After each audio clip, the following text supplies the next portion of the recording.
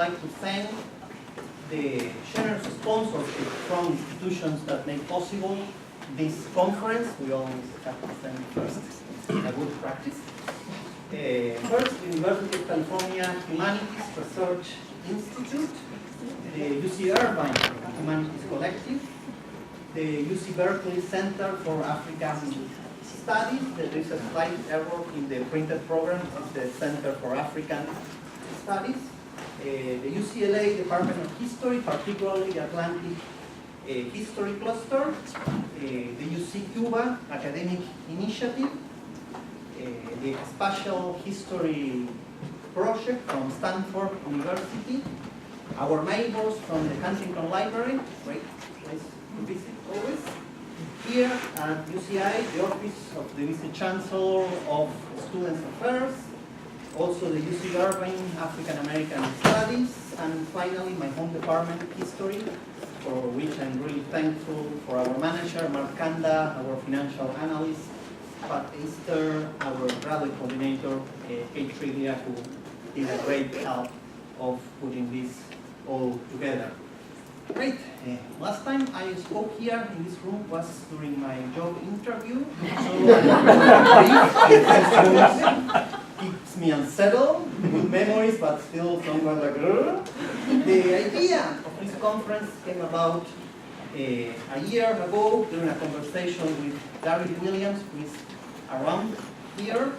We wanted to put together a meeting with Daniel Dominguez, since the three of us have been sharing documents and digital materials related to a single slave shipment of liberated Africans that ended in Rio de Janeiro.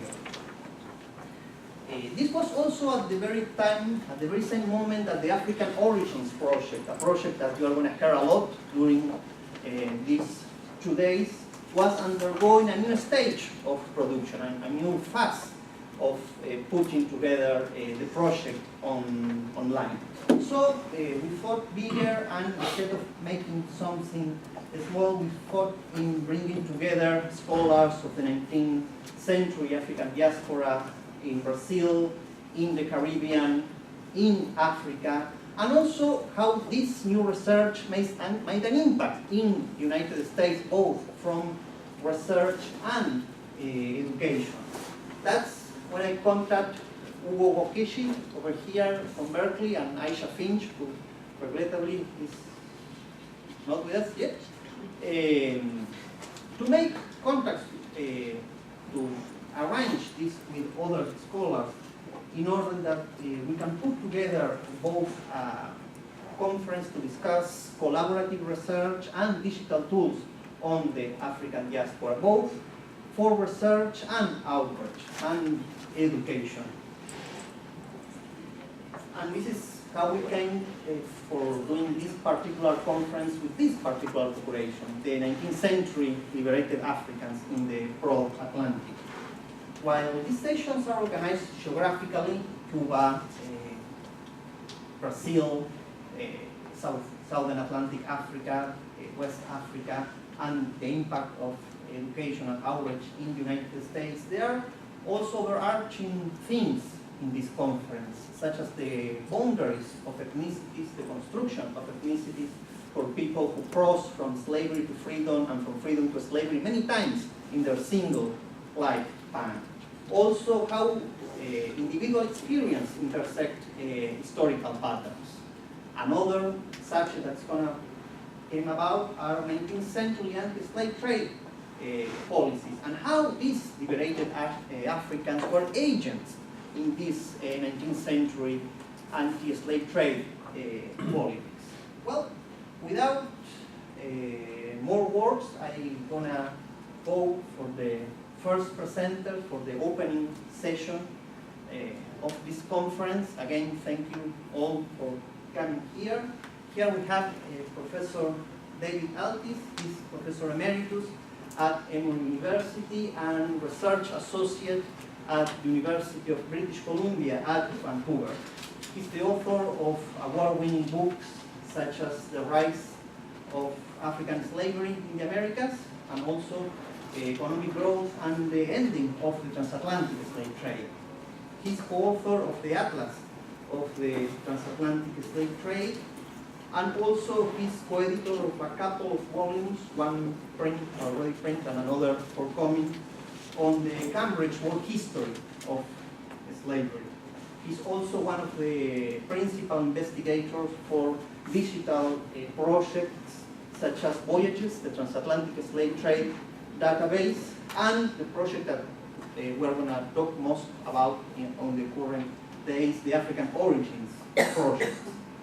And of course, he was my advisor, so you can blame me of nepotism.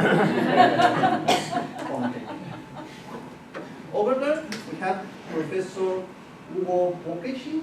He's associate professor at Berkeley, where he's the chair in the Center for African Studies.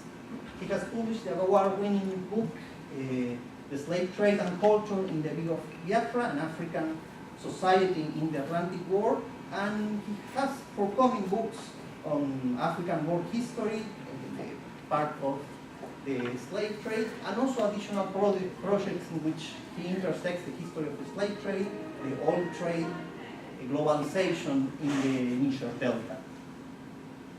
12 or 13 years ago, you can correct me if I am wrong, both Hugo and David started to use the audio recordings of names found in courts of mixed commission, British courts of mixed commissions that we are going to explain about in Cuba and Sierra Leone, to identify the ethno-linguistic origins of liberated Africans, which sparked a new kind of research, a new methodology of research of the voluminous, of the immense volume of records regarding this population created by the British. That then spread after a decade in the African Origins project that now is online. Well, without further words, I'm going to leave the floor for Professor Eltis. Thank you again.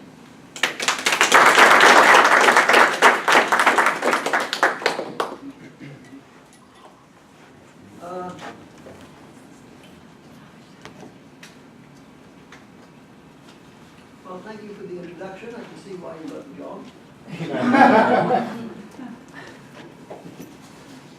And thank you for inviting not just me, but all the other scholars that have worked in this area. I can't think of a better opportunity than this to share results and take the project into the future. I guess what I'm going to do to start with is give you some kind of overview of the paths that liberated Africans followed.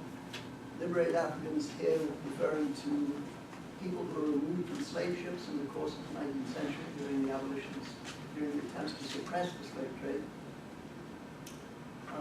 And I'm going to speak for about 20 minutes, and then Hugo and Borucki will take over from me and take a closer look at the methodology that we used in the Origins project.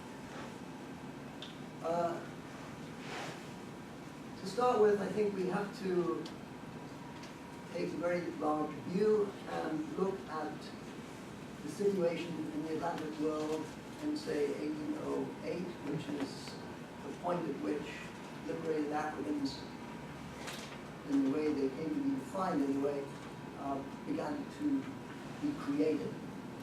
In 1807, the British and the US, preceded actually by a few years by the Danes, had passed abolition laws suppressing the slave trade. And beginning in 1808, attempts to enforce those laws generated a lot of naval activity in the Atlantic, especially by the British, who moved from being not only the leading slave traders during the 18th century, but they moved to becoming the leaders of the suppression of the slave trade in the 19th century. And in the course of detaining several hundred vessels carrying slaves in the Atlantic, they liberated, I have to use that term very carefully as you're going to see, some 100,000 plus Africans who they found on board slave ship, on board slave ships.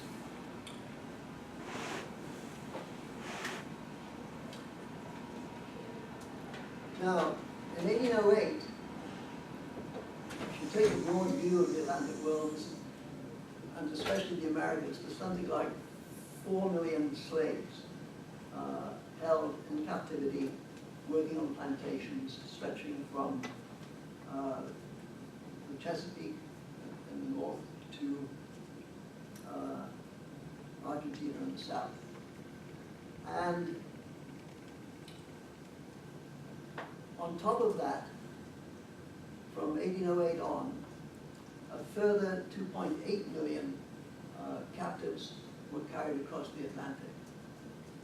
Now, from 1808 through to 1888, over a period of 80 years, those two groups of people passed from slave status to some kind of liberated status.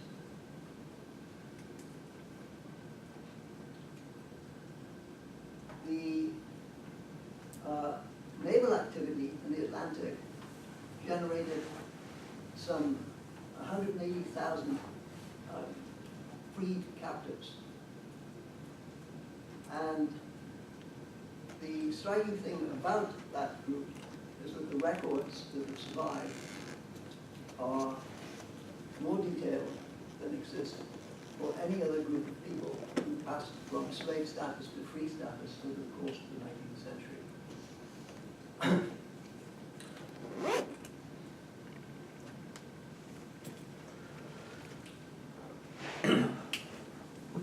We actually have records of close to 100,000, but in point of fact, something like 181,000 passed into liberated African status from either slave ships or from barracoons on the African coast, or in some cases from areas in the Americas after they landed from the slave ship and before they reached the plantations. Now, of this group, we have, as you can see from the slide, about 135,000 that actually landed in Africa after they were removed from the slave ships. And I'm defining Africa here to include Stretch, Sintonina, and Mauritius. And 46,000 that were initially landed in the Americas.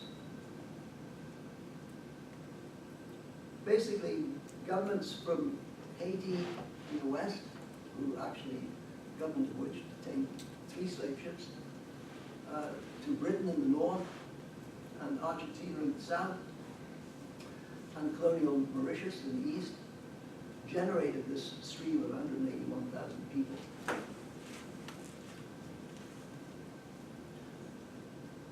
And basically, the whole group went through a process of registration, and they became known first as captured Negroes, and then after 1822 as liberated Africans. And emancipados, as was the term used by Cubans and Brazilians.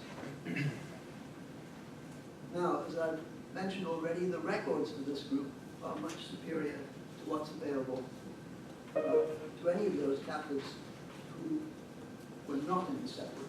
In other words, captives that ended up working on plantations in the Americas.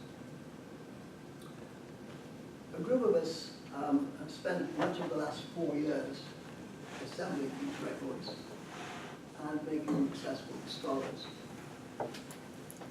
In fact, we published a paper recently which included, I guess, almost most of the people in this room right now. It was a 7-author paper, and I guess one was missing. I feel more like a spokesperson for an organization.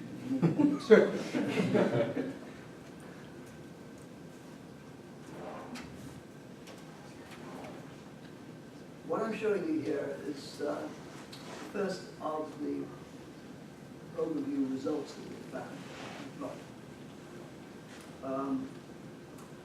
this is the group that were taken to the Americas after capture and disembarked there. You can see that the distribution was extremely wide. It went from the US in the north to Argentina in the south. And you can see that there are actually two columns to the table. The first basically showing the count of people who were disembarked initially. And then the second column, which is a more interesting one in many ways, attempts to track the movement after their initial disembarkation. Basically, in that second column, you can see plus signs and minus signs, and what that indicates, obviously, is that some captives were added to these totals, and some actually moved away from the areas in which they initially disembarked. At the bottom of the table, you can see plus 25,000 in the bottom right-hand corner of the table, and that constitutes the numbers that came into the Americas after initial disembarkation. So if you add the sum of column 1 to column 2, you get the total numbers arriving in the Americas after they were redistributed, so to speak. The second half of the table, because really this is part of the same table, shows the same distribution for Africa as opposed to the Americas. So we have 46,000 going to the Americas, and then about 135,000 coming to Africa. In these cases, the vessel that was crossing the Atlantic was turned around and taken back. And as you can see from the distribution in the second column, the great majority actually ended up in Sierra Leone. I think just under 100,000 came in there, easily the largest group of the 184. Once more, in the last column, you can see the plus and minus signs indicating what happens after initial disembarkation. And the net figure, if you look at the bottom, or at least four rows up from the bottom, matches the net figure in the first half of the table. So 25,000 people left Africa after initial disembarkation and then went to the Americas. It's hardly any surprise to find out that this 25,000 were taken to the plantation areas of the Americas. So their liberation constituted actually further work, not under slave conditions, but something that was much closer to slave conditions than I think many people imagine might have happened. So it's clear then that the great majority landed in Africa, and specifically Sierra Leone. And even after you allow for the redistribution after landing, you still end up with the great majority staying in Africa.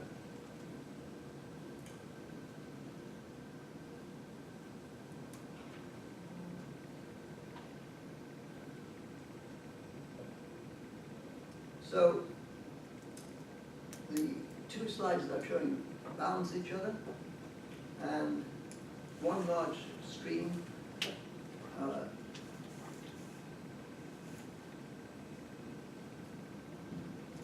is actually very difficult to count. What the columns don't capture is the liberated Africans that left Sierra Leone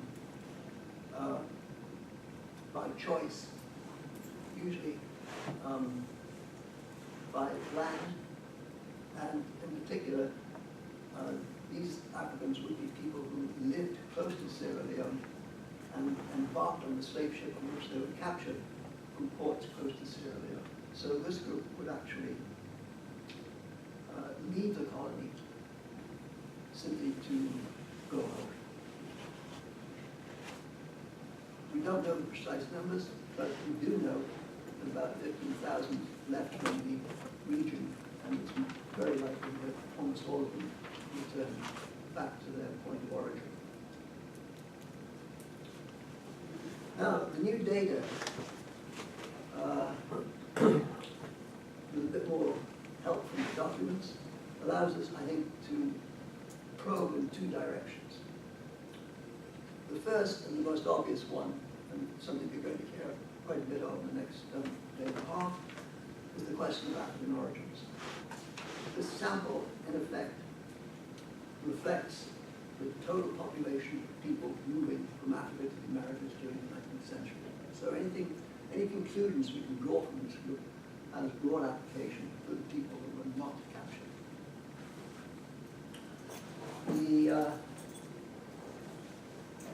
The second question, which is what I want to spend a little more time on now, is the question of agency. From really the point at which liberated Africans began to arrive in Sierra Leone, right down to the present, much of the history of liberated Africans has been written in terms of what was done to them, rather than how they shaped their own lives. But paradoxically, the records of those doing the recapturing, usually large imperial powers with navies, provide evidence of a lot of pushback on the part of those whom they rescued from the slave ships.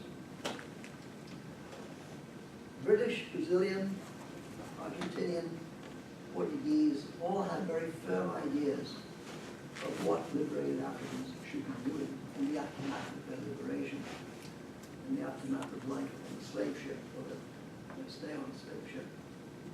For the most part, these powers did not have in mind freedom in the sense that we would define it today.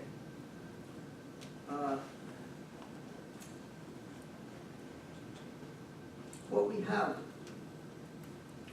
really is a clash of worldviews here. One on the part of the imperial powers, who were, first of all, conducting the slave trade, then attempted to suppress it, and on the other hand, the worldview of liberated Africans.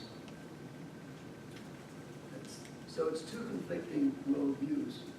What the British wanted was a willing supply of labor, wage labor, preferably in the West Indies, where they still had sugar plantations. Though I think, as the data that I've shown you already indicate, they weren't prepared to push this desire to the point where they carried off even most of the captives to their own colonies in the West Indies. But whether in Africa or the Americas, the British did try to enforce what they saw as a period of training, where Africans would learn how to work for wages and ultimately share the values, I think, of at least the values of what the British elite imagined or hoped would be those of the deferential working class. They called this period of training apprenticeship. It was supposed to be a period of actual skills acquisition, at least for males, to turn out carpenters, blacksmiths, or coopers, and it was unpaid. In practice, it usually meant domestic work or unskilled labor for many years on the part of the liberated Africans. Against this worldview, we have Africans who posited quite a different set of values. We've got no direct information except some record of what they actually did after the formal liberation. But we can assume that, as with most non-elites everywhere, they aim to achieve conditions that might give them more control over their own lives. ultimately, perhaps, to become members of the elite themselves. This might mean reproducing as closely as possible, like most migrants, what they had left behind when they were enslaved. Associating with others of the same language group and value systems is certainly step one. Gaining dependence or extended kin was likely to be step two. And both these steps would usually mean gaining access to some land. But we can be quite sure, I think, that whatever combination of aspirations they had, it did not include a period of working for others for nothing, whether in the short or the long run. Which of these worldviews won out? Well, the answer turns out to depend very heavily on where the liberated African got off the slave ship, or the naval vessel, where the slave being transferred. I've already referred to 15,000 plus who returned to their homelands.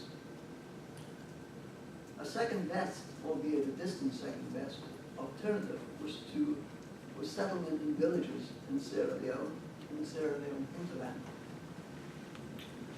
Most of the villages that were created became self-sufficient. They developed a degree of ethno-linguistic homogeneity, and they offered low probabilities of re-enslavement. Liberated Africans gravitated towards or created villages in which people were most like themselves. And this was facilitated by the fact that the villages often resulted from a sudden inflow of people who had voyaged on the same slave vessel.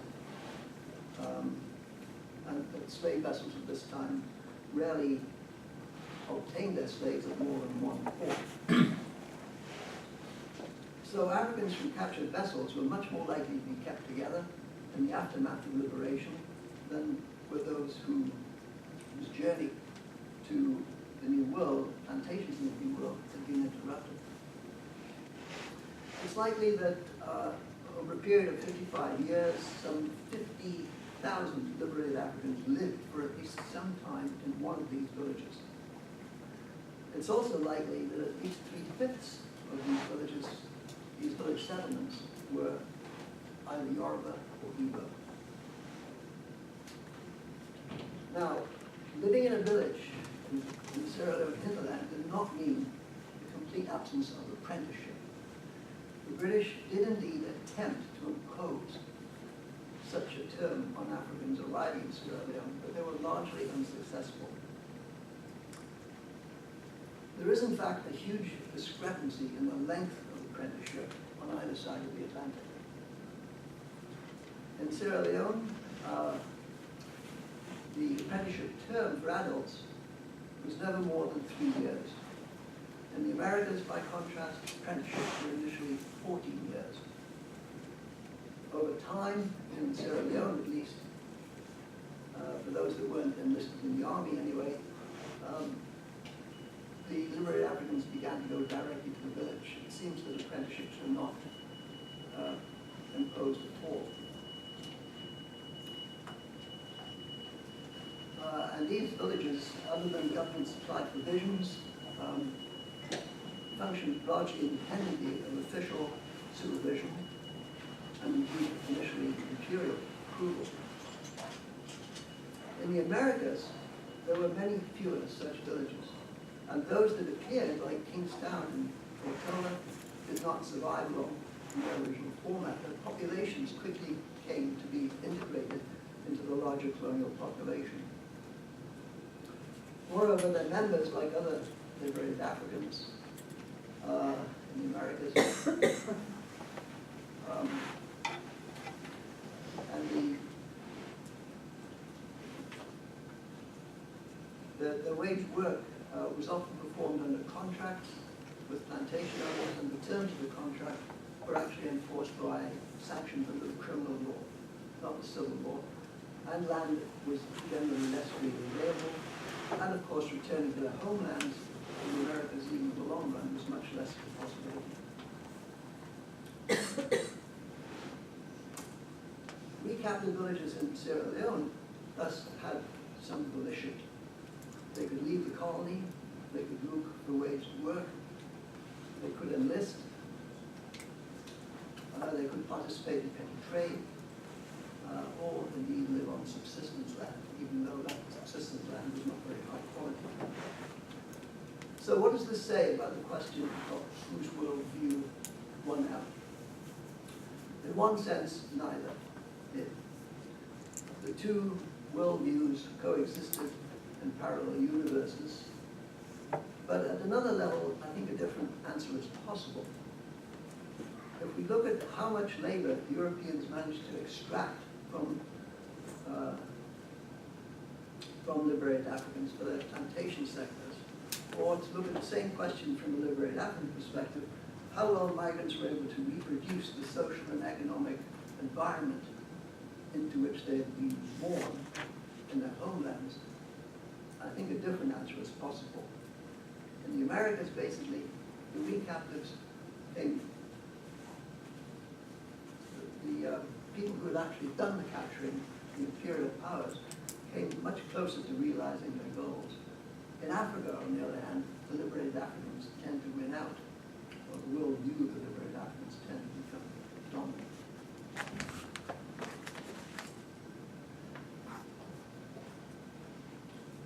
Finally, there's a wider Atlantic perspective to these migrations and movements, which is often omitted. I think the experience of Sierra Leone and St. Helena recaptives who were relocated to the Americas should be compared to other attempts of the tropical plantation colonies to attract transatlantic migrants as slavery came to an end. By 1860, we know that 28,000 people from Madeira had entered British Guiana. We even have 4,000 British and Germans moving to Jamaica, 2,500 crew migrants from the Windward Coast, mainly British and French Guiana, all for terms ranging from 1 to 5 years. The Spanish had some initial success in attracting Canary Islanders to Cuba, but here as elsewhere in the Caribbean, migration peaked before 1850, and both African and European migrants alike facing identical terms of labor, moved away from field work at the earliest opportunity.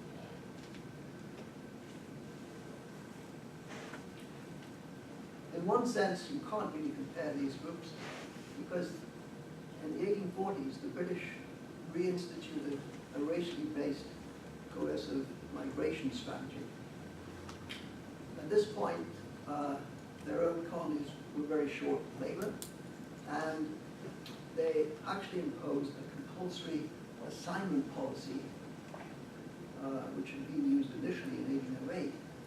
They reinstated it in the 1840s, and basically dispatched newly arrived recaptives, people stepping off the slave ship in Sierra Leone.